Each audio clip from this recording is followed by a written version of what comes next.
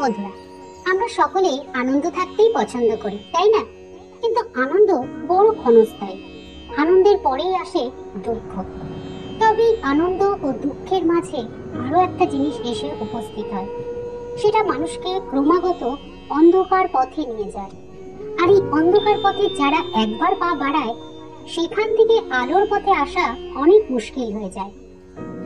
এই আনন্দ ও দুঃখের মাঝের জিনিসটা কি জানেন?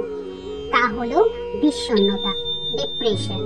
এই বিষণ্ণতা কাকে বলে, কেন এই বিষণ্ণতা আসে, আর এই বিষণ্ণতা থেকে বেরিয়ে আসার পথই বা কি, এই সব কিছুই আলোচনা করব আজকের এই ভিডিওটিতে। তাই ভিডিওটি প্রথম থেকে শেষ পর্যন্ত দেখুন, উপকৃত হবেন। বন্ধুরা, প্রথমেই বলি ডিপ্রেশন বা বিষণ্ণতা কাকে বলে। আমরা কেউ পড়াশোনা করে চাকরির চেষ্টা করি, কেউ চাকরি পেয়ে বিয়ের জন্য চেষ্টা করে, আবার কেউ বিয়ের পর সন্তানের জন্য চেষ্টা করে। এরকম চেষ্টা নিরন্তর চলতে থাকে। অনেক সময় চেষ্টা করতে করতে একটা গোল্ডেন টাইম পার হয়ে যায়, কারণ সময় তো আর থেমে থাকে না। কিন্তু চেষ্টা অনুযায়ী সুফল যখন পাওয়া যায় না, তখনই আমরা বিষণ্ণ হয়ে পড়ি।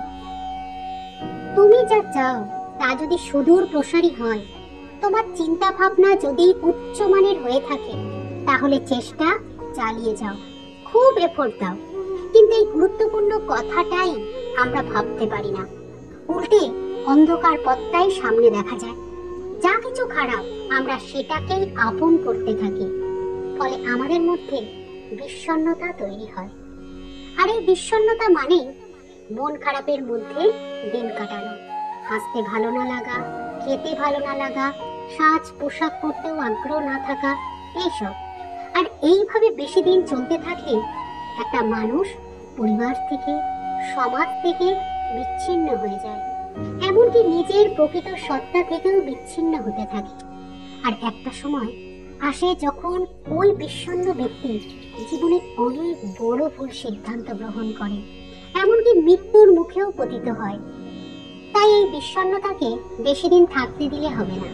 যদি নিজের মধ্যে বা তোমার প্রিয় মানুষের মধ্যে বিষণ্ণতার ছাপ দেখতে পাও, তাহলে তা কিভাবে দূর করা যায় সেই চেষ্টা সর্বাগ্রে করা দরকার।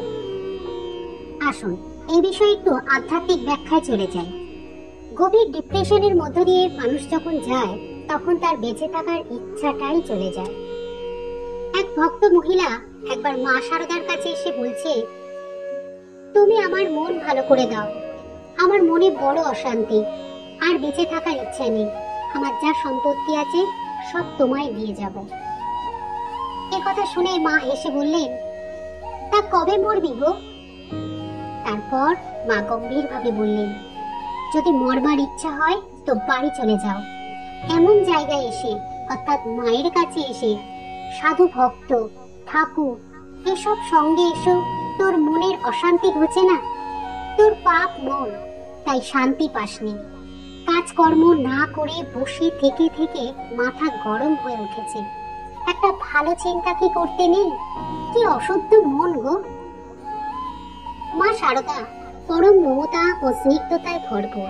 মা তো অপার স্নেহময়ী, মা জগদম্বা। কিন্তু মায়ের মুখে এরূপ কথা শুনে সেই ভক্ত মহিলাটি বিষণ্ণ মুখে উঠে গেল। মা তখন তাকে বললেন, কত সৌভাগ্য মা এই মানব জন্ম। খুব করে ভগবানকে ডেকে যাও। খাটতে হয়, না খাটলে কি কিছু হয়? সংসারে কাজকর্মের মধ্যেও একটু সময় করে নিতে হয়। মা তখন নিজের সম্বন্ধে বলছেন, আমি রাত 3টের সময় উঠে জপে বসতাম, কোনো হুঁশ থাকতো না। জোছনা রাতের কাছে হাত জোর করে বলতাম, তোমার ওই জোছনার মতো আমার অন্তর নির্মল করে দাও। এইভাবে সময় করে ঠাকুরের জপ ধ্যান করবে, দেখবে ঠাকুর তোমার সাথে কথা কবেন আর মনের বাসনাটি পূর্ণ করে দেবেন। কি শান্তি প্রাণে আসবে। জপ ধ্যান ঈশ্বরের চিন্তা করবে না, আর শুধু অশান্তি অশান্তি বললে কি অশান্তি দূর হয়? ভক্ত মহিলাটিকে এই কথাগুলো বলার পর মা শারদা বললেন, আমাদের মন কেমন জানো? মত্ত হস্তির মতো, হাওয়ার সঙ্গে ছোটে। তাই সব সৎ সৎ বিচার করে দেখতে হয়, আর ভগবানের জন্য খুব খাটতে হয়। ভগবানের জন্য মন ব্যাকুল হলে জানবে আস্তে আস্তে শান্তি আসবে।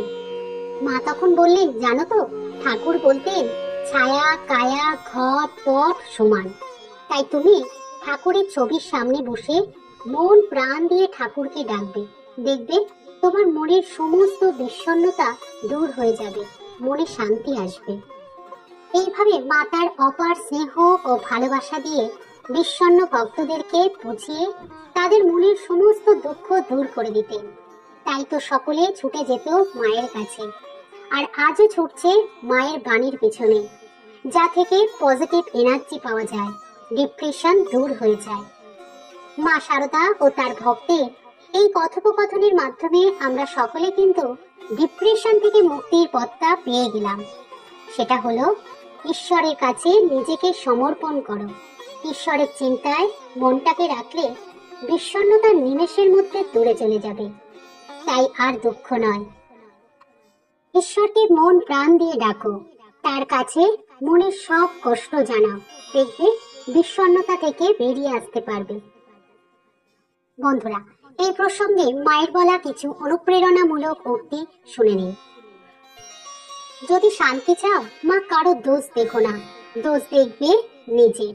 জগৎকে আপনার করে নিতে শেখো, কেউ পর নয় মা, জগৎ তোমার। ভাঙতে সবাই পারে, গড়তে পারে কজনে। নিন্দা ঠাট্টা করতে পারে সবাই, কিন্তু কি করে যে তাকে ভালো করতে হবে তা বলতে পারে কজনে। কথা সত্য হলেও অপ্রিয় করে বলতে নেই, শেষে ঐরূপ স্বভাব হয়ে যায়। মানুষের চক্ষু লজ্জা ভেঙে গেলে মুখে কিছু আটকায় না। ঠাকুরের কাছে কেঁদে কেঁদে মনের দুঃখ জানাবে, ব্যাকুল হয়ে কেঁদে কেঁদে বলো, ঠাকুর আমার তোমার দিকে নাও, আমার শান্তি দাও। এরকম করতে করতে তোমার প্রাণে শান্তি আপনি আসবে।